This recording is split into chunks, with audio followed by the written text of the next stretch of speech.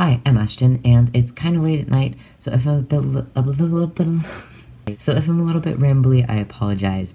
But I'm honestly, not tired. I had a half-day marching band practice today, and it was supposed to be the full day, so I was like, oh, I'm gonna be super productive in the afternoon. Then I got home, I showered, and I passed out for 3 hours. So, it's fine.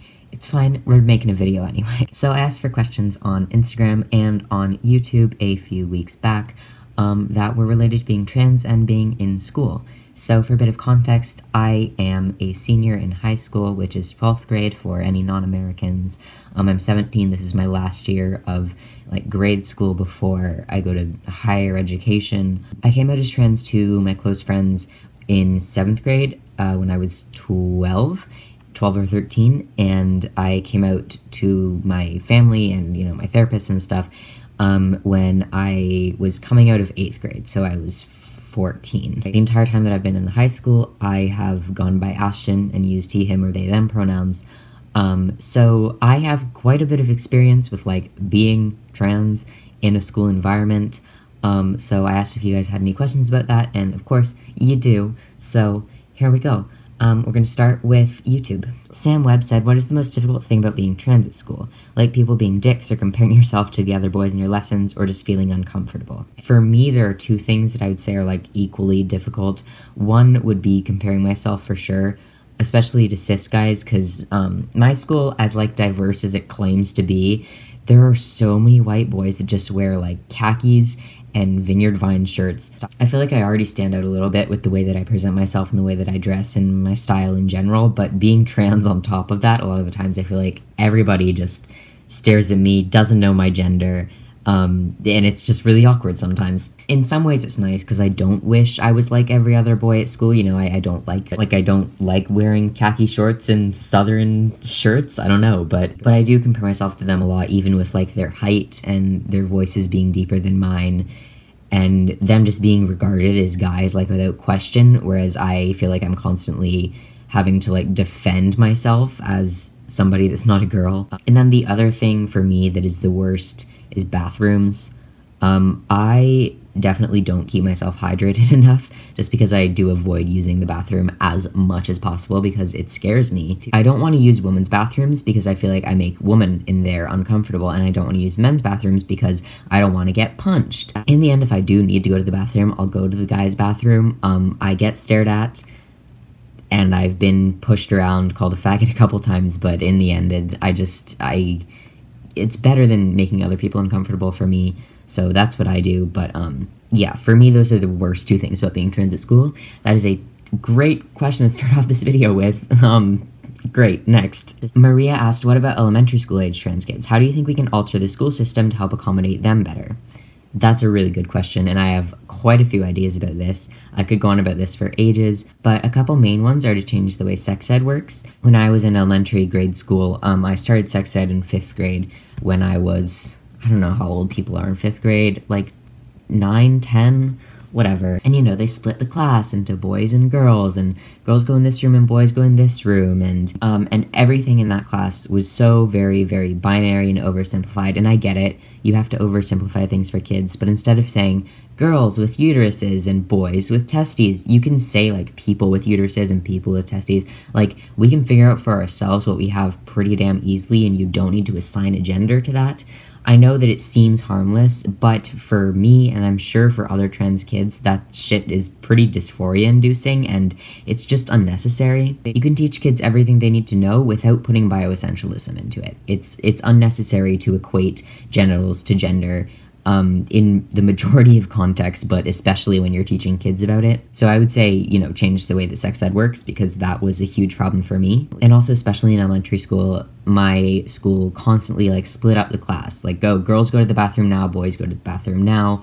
We're in gym class, boys on this side, girls on this side. We're at recess, girls go out first. It's lunchtime, girls line up first. And I get it, you need ways to organize the children, but why do it by gender? Why not make it more fun? Because I guarantee you, I would have enjoyed school way more if it was if you have blue eyes, go to the front of the line. If you have brown eyes, it's time for you to go to recess, rather than girls line up for lunch.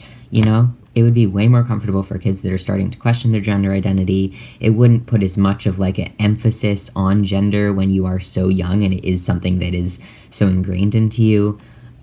There's no need to segregate elementary school kids based on their gender. Like, it's just not necessary, and it's something I've always seen as kind of ridiculous. And I think just not doing that would be a nice step in the right direction. Karapi asked, how would I be able to change my name in school without my parents? Example, when they call me to the office, usernames on school website, stuff like that. So I don't know how you guys' schools work, but for me, my teachers use so many goddamn different websites that I cannot keep track of it. I have one teacher that uses Castle Learning, like 3 that use Google Classroom. The majority of them use Canvas, a few of them use Wikispaces, a couple of them use Khan Academy, one of them uses this new interface thing called Alfred. It's a mess, you know? So there's a lot of websites out there for school. And it can really, really suck to log into them and see like, hi, birth name, plastered around the screen. It's like, thanks, yep, I feel so welcomed. On a couple of them, I was able to change my name without any help from my teachers or my parents. So it really does depend on the website, but if it is something that's integrated with a school, like Power School, Naviance, stuff like that, you are going to have to go through an administrator or a counselor or a dean of students or something like that. My best advice, especially if you don't want your parents involved, is to find allies in your favorite teachers. If you do have a teacher that you're closer to than others, maybe it's your band teacher, your writing teacher, I don't know. But if you do have one that you know will stick up for you, I don't want to say use them, but, you know, take advantage of that because they do want to help you. That's what they're there for, and if you explain your situation to them, then they can definitely help you get in touch with the right people. So find people that will back you up, whether it is teachers or even just a group of friends.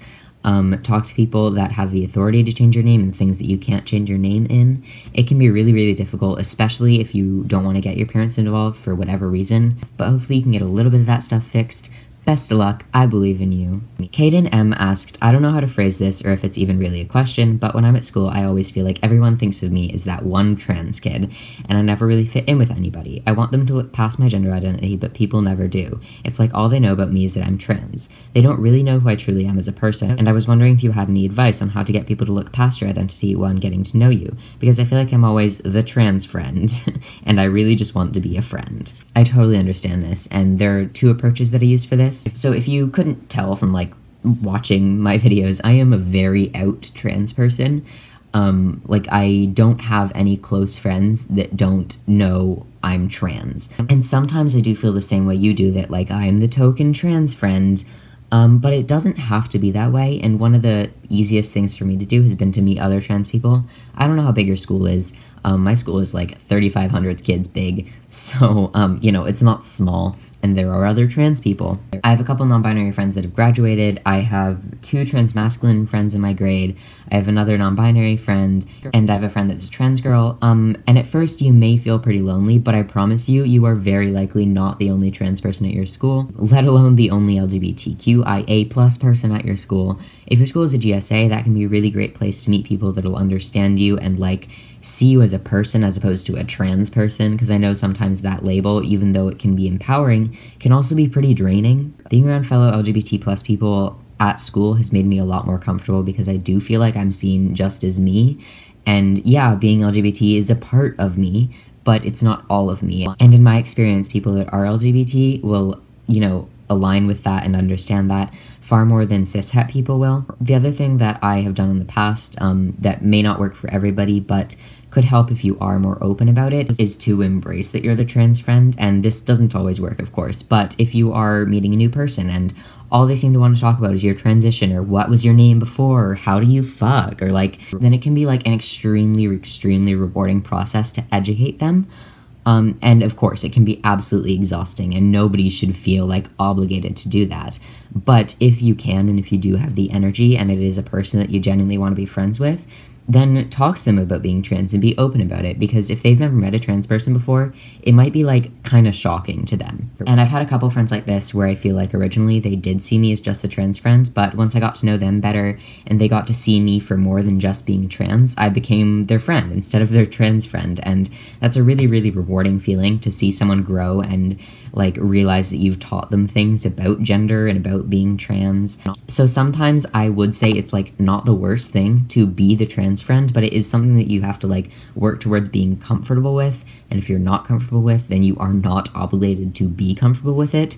And of course there are cishet people that will totally like not see you as a trans friend, just see you as a friend, and those people are rad. You're doing great. But to respond to this question, that was the direction that I took. So I hope that helps a little bit. Meet some LGBT people.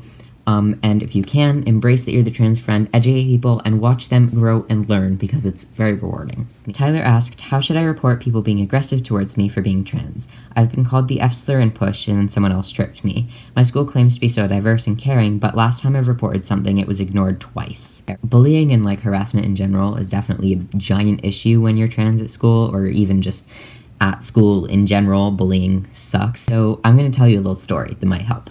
So my freshman year, there was a group of boys that endlessly harassed me. Like, between classes, they would gather up in a little group, and the way it started was one of them catcalled me, and then another one was like, what are you doing? That's a boy. And then the third one was like, that's a girl, I don't know what you're talking about. So they got into, like, this group and argued with each other about my gender, and I was just walking by, pretending to like listen to music or be on a phone or something, like, oh my god, leave me alone. And this happened for weeks, and eventually got really, really fed up with it. Like, people just misgendering me and arguing over who I am for like weeks, just with me walking by. I don't know, it was wild. A lot of schools will have a system where you can like report things anonymously, but I've never found that to help. They just seem to ignore it, like you said. But if you do go straight to somebody who deals with stuff like that, like for me, the dean of students, or a resource officer, or a counselor if you have one, I went directly to the dean of students and I emailed him and I was like, hey, there's this group of boys, this is what they look like, this is what they've been doing, can I meet with you so we can figure this out? I met with him, he found the group of boys, he lectured them, and they never bothered me again. But kind of like the advice I gave for the person who wanted to change their name with the school system, it can also be really helpful to find allies in your teachers. I'm sure there's at least one teacher you have that you do like feel closer to than the majority of your other teachers. So if you talk to them and tell them what's been going on, and maybe they can help you get in contact with somebody higher up if the people at your school like aren't as accessible. Find your allies, learn who's there for you, and don't be afraid to protect yourself if something does happen. Also remember that there is power in numbers, so if there's a group picking on you, then get your own friend group. But if a group of people that is picking on you sees you with a bigger group, they're gonna run away. Like, they're not gonna give a fuck, okay? So, you know, protect yourself, surround yourself with safe people, and find allies and people that you can trust. Pasta Goblin asked, is using your preferred bathroom worth the risk at school and other public places when you don't really pass? I touched on this a bit earlier. But for me, it is. I value the safety of women over my own safety, which is maybe not the best course of action for me right now, but regardless. Like I said, I also do tend to avoid the bathroom as much as I can. But, you know, I'm a human. I have a bladder.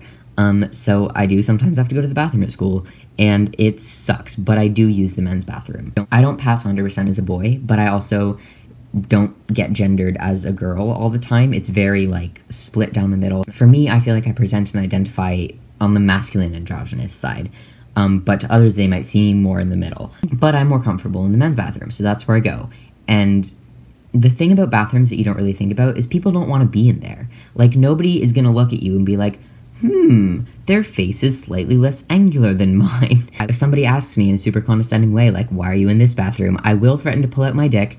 Try me. The more times I use the men's bathroom, the more comfortable I am with it, because the more I realize that, like, nobody in there is gonna think I'm a girl. Because I do look so androgynous, when people see me in a men's bathroom, they'll automatically assume I'm a man. Likely the same thing would happen if I went to a woman's bathroom. They'd automatically assume I'm a woman, because that's, like, the standard in a men's bathroom. People are going to think they're in here, so they're a boy. They're likely not gonna question that. So for me, it is worth the risk, even though I barely ever pass.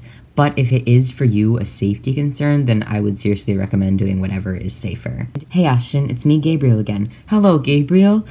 So I'm out at school, but people keep calling me my birth name, even though my teachers address me as the correct name. It really bothers me, and I don't want to correct them because I don't want to be called any slurs. Advice on what to do. Your advice from last time has really been helping me out. I'm really glad I could help you last time. I hope I can help you again. I do my best. Something that I've known a lot of trans people to do in general is wear a name tag. Not like, you know, a hello, my name is, a sticky note thing, but get it like embroidered on a jean jacket or on your backpack. Get it on an enamel pin or a button, because that can subtly remind people and give their brain a little jog if they do forget. But it seems like for you, the people at school just don't do it, even though they are being reminded because the teachers call you Gabriel, right? I know correcting people can be really scary, especially when there's the threat of being called slurs.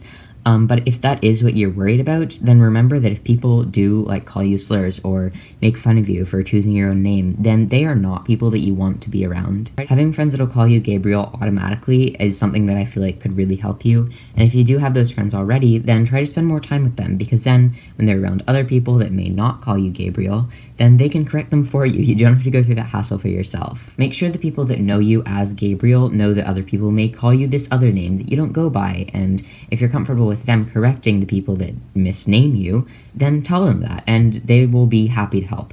It gets easier and easier every year as less and less people remember you as the name that you were assigned at birth, and I promise, someday, everybody will call you what you want to be called, even if it does take a few years. Unfortunately, being too scared to correct people is a super duper common situation, but really, please remember that if people don't take it so well, or if they are super transphobic, then they're not people that you want to be around. You deserve better, and they do not deserve your time. Milo asked, what would be the best approach when coming out to teachers? Because next year I start high school, and I want to know if I should email or talk to my teachers in person, or both. Personally, I've always been an email dude, just because going up to a teacher at like an orientation and being like, hi, I'm in your class and I'm trans, can be really awkward, and putting myself together through like a written word is way easier for me than speaking. I know I seem fairly decently like okay on camera, but like you talk to me in real life, I will stutter, I will repeat words, I will like break down and laugh at myself.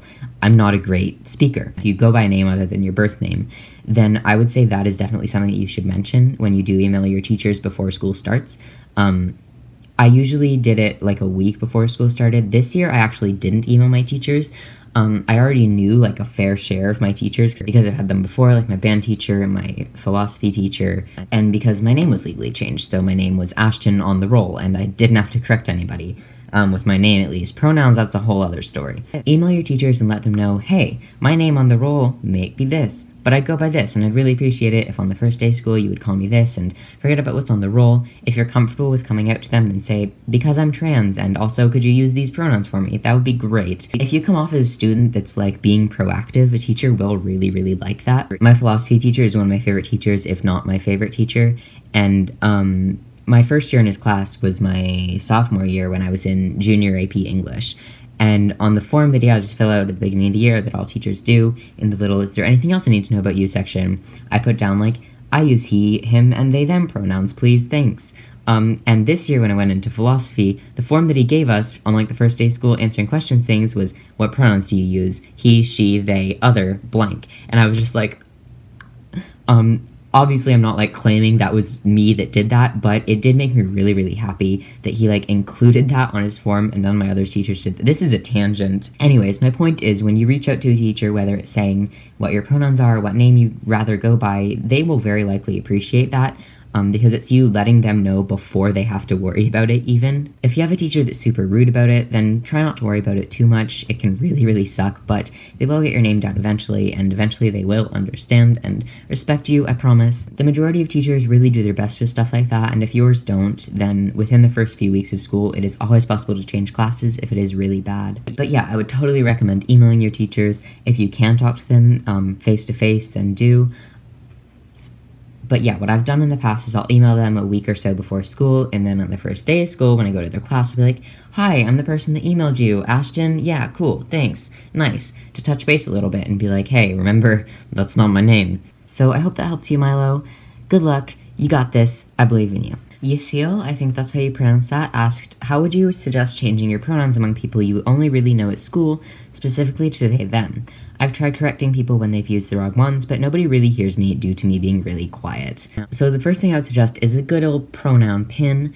Kind of like with the name pin or embroidery or whatever. A subtle reminder can help jog people's memory when they do forget, because it's inevitable. And finding allies in your friends can be really helpful. If you do have a few friends that will constantly call you they, them, then employ them to help correct people so that you don't have to do it all the time, because I totally understand that that can be absolutely exhausting. As for being really quiet, I'm also a pretty quiet person, but especially when it comes to correcting people, and I wish I had better advice for you than just to speak up. Like, assert yourself, be dominant. Don't be scared to call out people when they misgender you, because it is a serious thing. And kind of like I've touched on before, if people refuse to call you the pronouns that you want to be called, Screw them, you deserve better. Once you do become more confident with your own identity and your own pronouns, it gets a lot easier to start correcting people and to start taking less shit. Keep it up, push through, and eventually you will be a lot more confident with correcting people, and hopefully someday you won't have to correct people at all. And let's now head over to the Instagram.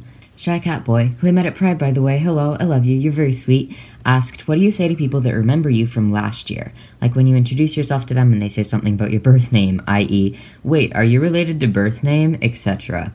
That's the worst. Because I came out between middle school and high school, this wasn't so much of an issue for me, especially because I dropped all my middle school friends real quick. I have like literally one friend from middle school that I still consider a friend. And he's actually the person that helped me pick my name. For me, the thing that has worked the best so far has been to just be honest about it. You know, not like necessarily, I'm transgender and I changed my name 11.5 days ago and, you know, you don't have to give your whole life story. But just saying, oh, I used to go by that name, but I only use this one now. I know being outed, especially when it has to do with your birth name, can be really uncomfortable. I was in a group chat the other day with a friend from elementary school, and like, this is a group chat of like 30 plus people, and a lot of them just kind of know me as Ashton, and they called me my birth name, and I was like, and I corrected them, and then they did it again, twice, after me correcting them, so, you know, that was so I totally understand where you're coming from, and I know that it can be really, really uncomfortable. But one cool thing that often happens is when you do meet new friends and you introduce yourself as the name that you go by, and that's the name that you use, and like that's the name that they know you as. When people do use your birth name, they will often correct them like right away off the, like without you even having to ask, which for me is like really, really comforting having friends that I can trust with that. So do your best to be casual about it if you can. If you do want to lie and be like, oh, that's my twin, or like that's my exchange student, or my brother, or whatever. If you have to lie to protect yourself, that's not going to hurt anybody, and it could help keep you safe. So do that if you have to, but for me, the best thing I've done is to just be honest and like try to brush it off as like, it's not a big deal, changed my name, don't worry about it, just call me this name, thanks. Zeke's Thoughts asked, in senior year equivalent, do you think there's any point in coming out, or is it better to just wait it out and not cause a bother? This is an interesting question, and something that I kind of dealt with, but in 8th grade.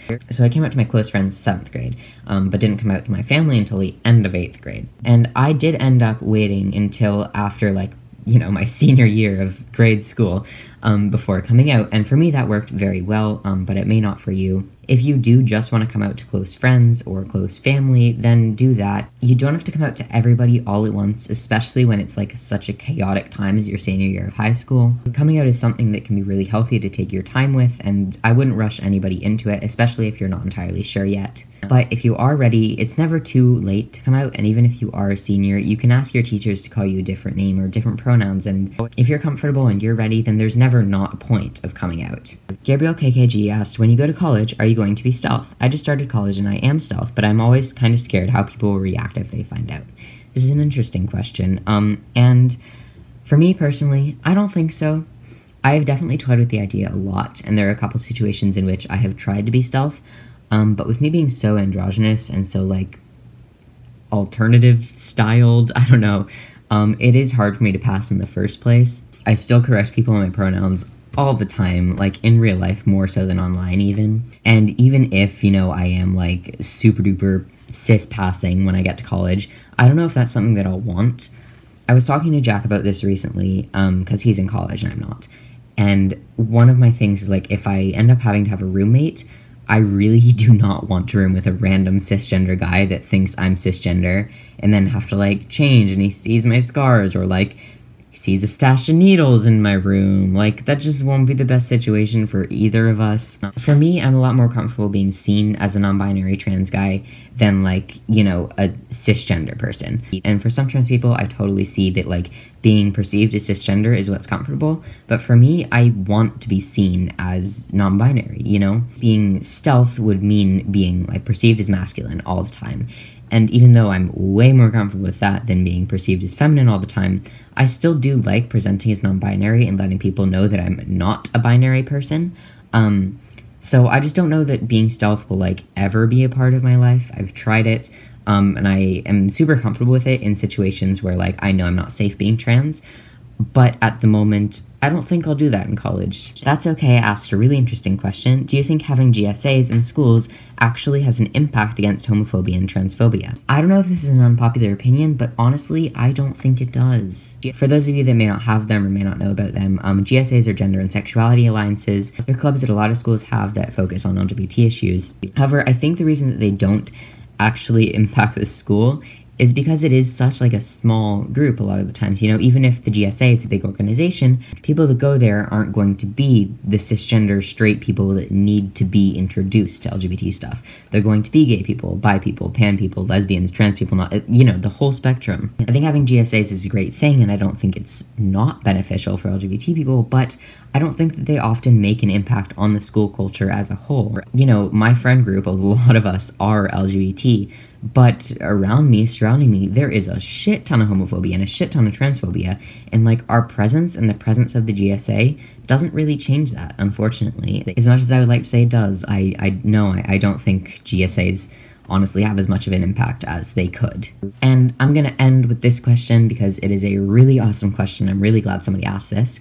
Samivia asked, what is the best way for staff to show support? How can I approach asking questions related to your transition to understand how to be supportive? Example, should I use new pronouns everywhere, or is it too risky to out you if it's too early in your transition? The thing about this is that it really, really is a case-by-case basis. For me, being out everywhere and already having been on testosterone for like over a year and a half and having been through top surgery, like I'm comfortable with my teachers asking me things about my transition and using my pronouns everywhere. But if you do work in like a lower school setting and there's a kid that came out to you or even expressed that they're questioning their gender, it might not be as safe. Talking to people on an individual level is really the best option. If you have a kid in your care that is expressed questioning their gender, you could ask them, hey, what pronouns do you want me to use for you? Do you want me to use these pronouns in front of everybody, or just in front of you, or just in front of the class? In my opinion, asking people what they're comfortable with on an individual level is always the best option, especially when it comes to trans people. Like, you never know what a trans person wants. We're not a hive mind. Even though I like the occasional they, them pronoun sprinkled in with he, him, other trans guys might strictly like he, him pronouns, and that's rad too. The way you phrased it in this question is honestly a great way to ask any trans person, like, hey, what should I ask you, or what do you want me to know so that I can be more supportive? That's a great thing to ask, especially if you are trying to support a trans kid or a trans student that you are teaching. Asking more specific questions like where do you want me to use these pronouns, or what gendered words are you comfortable or uncomfortable with, can also be really, really good. But starting out the conversation by asking, hey, what do you want me to know just so that I can be more supportive, is super duper good. It leaves room for the trans person to tell you everything that they're comfortable with, and maybe some things that they aren't comfortable with and that they'd like you to avoid that you might not have thought of. So that is an awesome way to word it. I would just go with that, and wherever the conversation goes from there, just be comfortable with it and let the person be open with you.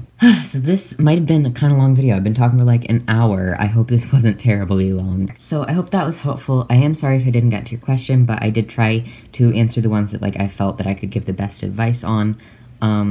I am not an expert, of course, but I've lived like 5 years being in school while being trans, so I hope this was helpful to somebody, and if you do have any more questions, feel free to leave them in the comments, and I can respond to some of them, and we can help each other out too. So, goodbye, I love you. If you are trans and going through school system right now, I know it is super duper difficult, and I am extremely proud of you, and I will talk to you later, maybe.